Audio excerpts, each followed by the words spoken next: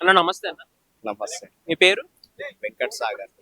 సాగర్ గారు. రేపు మనకి తెలంగాణ చిహ్నం ఇది ఏదైతే ఉందో కాకతీయుల శిలాతోరణం కానీ చార్మినార్ కానీ దాన్ని తీసేసి దాని ప్లేస్ లో కొత్త చిహ్నం తీసుకొస్తున్నారు. దానిపైన ఏమంటారు మీరు? దాన్ని సమర్థిస్తున్నారా?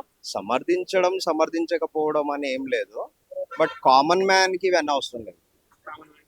ఒక కొత్త రాష్ట్రం ఏర్పడ్డప్పుడు సీఎం XYZ కేసీఆర్ కావచ్చు, రేవంత్ రెడ్డి కావచ్చు, ఇంకోరు ఎవరైనా అయ్యి ఉండొచ్చు. ఆయన ఒక నిర్ణయం తీసుకున్నాడంటే దాన్ని ఫర్దర్ గా వచ్చే సీఎంలు కావచ్చు, వేరే ఎవరైనా కావచ్చు, దాన్ని యాక్సెప్ట్ చేయాలి. ఇవాళ కేసీఆర్ లోగోస్ ఆయన ఏదైతే డిసైడ్ చేసి ఫైనలైజ్ చేసిండో అవి ఫర్ 10 years మనం అందరం యూజ్ చేసినాం.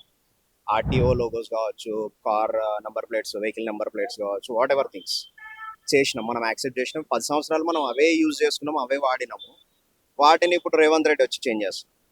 మేబీ ఇప్పుడు ఈయన ఉండే సిచ్యువేషన్కి ఆయన చేసేదానికి ఆయన 2 సంవత్సరాలు ఉంటాడా, 4 సంవత్సరాలు ఉంటాడా, 5 సంవత్సరాలు ఉంటాడా అని గ్యారంటీ లేదు.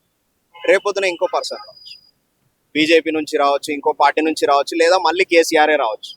మళ్ళీ వాళ్ళు వచ్చిన తర్వాత మళ్ళీ మాకు నచ్చలేదు మేము చేంజ్ చేస్తాము అనేది కరెక్ట్. కామన్ మ్యాన్కి ఇవన్నీ అవసరం లేదు. మనకు కావాల్సిన సదుపాయాలు మనకు సమకూరుస్తున్నారా లేదా అనేది మోస్ట్ ఇంపార్టెంట్.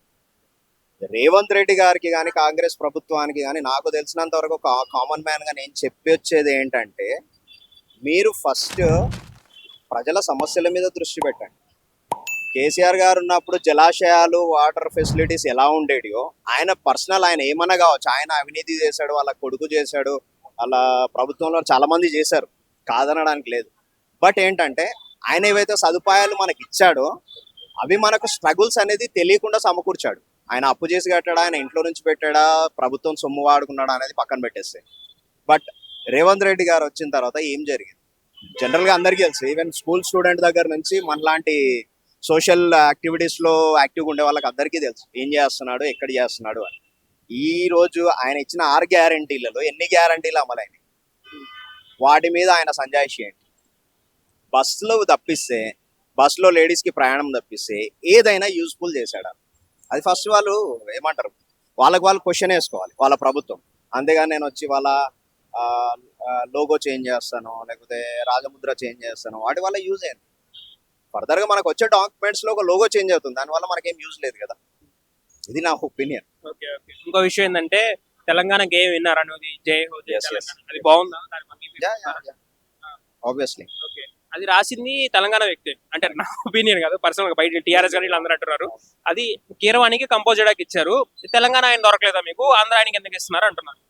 ఇక్కడ ఒకటి తెలంగాణకి ఇచ్చారా, ఆంధ్ర పర్సన్కి ఇచ్చారా, లేకపోతే బయట నుంచి వచ్చిన ఇంకో వ్యక్తికి ఇచ్చారా అనేది అది ఎంతవరకు కరెక్ట్ కాదు. కీరవాణి గారు చాలా గొప్ప మ్యూజిషియన్, ఆస్కార్ లెవెల్ అవార్డు తీసుకున్న అతన్ని. ఓకే, ఆయన లెవెల్ని బట్టి, ఆయన టెక్నాలజీని బట్టి వీళ్ళు ఆఫర్ ఇచ్చి ఉండొచ్చు, దాన్ని తప్పుపట్టడంలో ఏం లేదు. ఇంకొకటి ఏంటంటే, ఇప్పుడు మనం అట్లా చూసుకుంటే తెలంగాణలో సినిమాలు తెలంగాణలోనే ఆడుతున్నాయని లేదు, ఆంధ్ర సినిమాలు తెలంగాణలో ఆంధ్రలో ఆడుతున్నాయని లేదు. మన సినిమాలు వాళ్ళు చూస్తున్నారు, వాళ్ళ సినిమాలు మనం చూస్తున్నాం. ఈవెన్ అలా కంపేర్ చేసుకుంటే వేరే వేరే రాష్ట్రాల సినిమాలు కూడా, వేరే వేరే లాంగ్వేజ్ సినిమాలు కూడా డబ్బింగ్ అవ్వ మన దగ్గర ఆడుతున్నాయి. ఇప్పుడు మన రేంజ్ ఏంటంటే, మన ఇండస్ట్రీలో పర్టికులర్గా సినిమా ఇండస్ట్రీలో కంప్లీట్ ఇండియా నేషనల్ లెవెల్లో తెలుగుకి టాలీవుడ్కి ఒక పొజిషన్ ఏర్పరచుకున్నారు. అందులో మెయిన్ రీజన్ ఏంటంటే రాజమౌళి గారితో కీరవాణి గారు కూడా ఒక భాగం అయ్యారు. సో మనం ఇప్పుడు ఒక రేంజ్లో ఉన్నప్పుడు మనం ఇవన్నీ చిల్లర ఆలోచించాల్సిన అవసరం లేదు. ఇప్పుడు మనం ఇక్కడ ఒక 10 మంది నించున్నామంటే అందరు తెలంగాణ వాళ్ళు ఉన్నారని లేదు కదా, వేరే ఎక్కడెక్కడ నుంచి వచ్చి బతుకుని మాట్లాడుతున్నారు. దానికి దీనికి అసలు సంబంధం లేదు. ఓకే ఓకే, థ్యాంక్స్ అన్న. నమస్తే అన్న. మీ పేరు? సంపన్.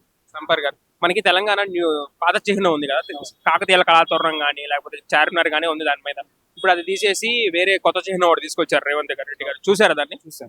దాన్ని యాక్సెప్ట్ చేస్తారు మీరు? అమరవీరుల స్థూపం పెట్టారు. వాస్తవానికి తెలంగాణ అనేది అమరవీరుల బలిదానాల మీద ఏర్పాటైంది. కాకపోతే చారిత్రాత్మకత అనేది ఉండాల్సింది.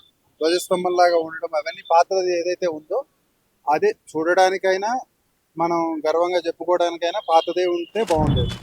అమరవీరులకి గౌరవం ఇవ్వడం లేకపోతే ఇవన్నీ కరెక్టే, కాకపోతే చిహ్నం మార్చడంలో కొద్దిగా అసంతృప్తి ఉంది నాకైతే. ఉంది. ఓకే. ఇప్పుడు మన టీఎస్ నుంచి టీజీగా కూడా మార్చారు కదా నెంబర్ ప్లేట్లు, దానిపైన ఏమంటారు? ఇదే పార్టీ కాంగ్రెస్ పార్టీ వాళ్ళు మరి అప్పుడు టీజీ పెడతాము అంటే మొదట్లో వద్దు పెట్టకూడదు అట్లా కాదు ఇట్లా కాదు అని వీళ్ళే గొడవ పెట్టారు. ఎప్పుడు 2014లో స్టేట్ ఫామ్ అయిన కొత్తలో. ఇప్పుడు టీఎస్ అని ఉన్నదాన్ని వీళ్ళే మారుస్తున్నారు. వాళ్ళకి నైతికత లేదని అంతే. ఇంకోటి ఏంటంటే తెలంగాణ గేయం రాశారు కదా, అది తెలంగాణ గేయం విన్నారా? జై హో జై జై తెలంగాణ. లేదు, నేను ఇంకా వినలేదు. అది దానికి అంగీకరిస్తున్నారా? బాగుంటది అనుకుంటున్నారు? తెలంగాణ రాష్ట్ర గేయంగా పెడుతున్నారు దాన్ని. నేను ఒకసారి విన్న తర్వాతే చెప్పాలి. నేను వినకుండా ఏం చెప్పలేం కదా దాని గురించి. ఇంకొకటి ఏమంటున్నారంటే ప్రత్యర్థులు కానీ వీళ్ళు కానీ తెలంగాణ గేయాన్ని రాసింది తెలంగాణ వ్యక్తే, అందశ్రీ అనే కవి గారు రాశారు. దాన్ని ఇప్పుడు ఆంధ్ర ఆయన మ్యూజిక్ డైరెక్టర్ కీరవాణికి ఇచ్చారు కంపోజ్ చేయడానికి. తెలంగాణ వాళ్ళు ఎవరు దొరకలేదా మీకు? తెలంగాణ భావం ఉన్న వ్యక్తి అయితే బెటర్ కదా అని చెప్పేసి అంటున్నాడు. అంటే చెయ్యొచ్చు, ఎవరికి ఇచ్చారు ఏంటి అనేది కాదు, కానీ ఆయన రాసిన చేసిన చరిత్ర ఉంది కాబట్టి ఆయనకి మంచి మ్యూజిక్ డైరెక్టర్ అనే పేరు ఉంది అండ్ దీనికి ఒక గుర్తింపు రావాలని చెప్పి చేస్తున్నారు కాబట్టి ఛాన్స్ ఇవ్వచ్చు.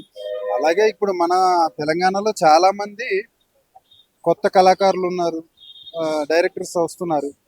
వాళ్ళ స్టైల్లో వాళ్ళు కూడా అంటే లిరిక్స్ ఒక్కసారి వచ్చిన తర్వాత వాళ్ళ స్టైల్లో వాళ్ళు చేయొచ్చు.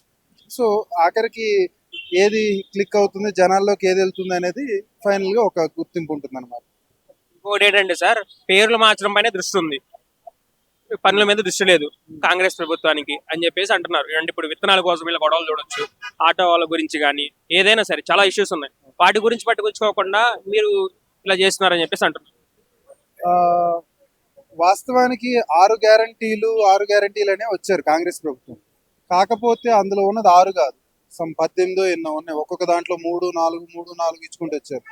నామకే వాస్తే 1, 2 చేసుకుంటూ వచ్చారు, కానీ ఏమీ లేదు. ఏదన్నా ఉంది అంటే పలానా అభివృద్ధి దగ్గర ఆటంకాలు ఏర్పాటు చేశారు టిఆర్ఎస్ వాళ్ళు, అది ఇది అన్నారు తప్పితే అసలు ఏంటి ఎంతవరకు వీళ్ళు చేయగలరు అనేది లేదు. ముందుకెళ్లే దాంట్లో ఖచ్చితంగా మనకి ఎట్లా ఉండాలంటే అభివృద్ధి అనేది అంటే 100 రోజుల్లోనో 4-5 నెలల్లోనో అనిపించేది కాదు. కాకపోతే ఎంతో కొంత మార్పు అనేది అయితే చూపించాలి. మార్పు చూపించకపోగా వాళ్ళ తప్పులు కప్పిపుచ్చుకోవడానికి లేకపోతే ఇంకోటి చేయడానికి ఇచ్చిన హామీలు అమలుపరచకుండా ఉన్నందుకు ఏదో వాళ్ళ మీద దుష్ప్రచారం వీళ్ళ మీద దుష్ప్రచారం చేసుకుంటూ కూర్చుంటున్నారు తప్పితే అభివృద్ధి అనేది అయితే కొత్తగా లేదు. ఇచ్చిన హామీలు కూడా అమలు అవ్వట్లేదు. ఎందులోనూ రుణమాఫీ అన్నారు, ఆ రుణమాఫీ డిసెంబర్ 9వ తారీఖు ఇప్పుడు పోయి కొత్త రుణాలు తెచ్చుకోండి, 9వ తారీఖు పోయి మాఫీ చేస్తానన్నారు. ఇప్పటిదాకా లేదు. తీసుకోండి మాఫీ చేస్తానని కదా, అంతకు ముందు ఉన్నాయి కూడా ఇంకా మాఫీ కాలేదు. అంతకుముందు పోయిన ప్రభుత్వంలో మాఫీ కాని రుణాలు ఇప్పటికీ మాఫీ కాలేదు. దాని మీద ఎటువంటి ఇది లేదు. రైతు బంధు ఆగిపోయింది. అట్లా ఇప్పుడు రైతులకు అందే పథకాలు కానీ ఏదైనా కూడా పూర్తిగా ఆగిపోయింది. అవి ఏంటంటే మేము మార్చాము, 10,000 నుంచి 15,000 చేసాము అనేది ప్రచారం వరకు ఉంది, అమల్లో లేదు. ఏమన్నా ఇచ్చాము పలానా ఇచ్చామంటే ఏదో అకౌంట్లో చూపించడానికి చేసినట్టు ఉన్నారు, కానీ ఇప్పుడు ఎవ్వరికీ అందలేదు. రైతులందరూ కూడా అది అందట్లేదని చెప్తున్నారు. ఇక దాంట్లో మరి ఎంతవరకు నిబద్ధత ఉంది ఏంటి అనేది అయితే మనం తేల్చి చెప్పలేము.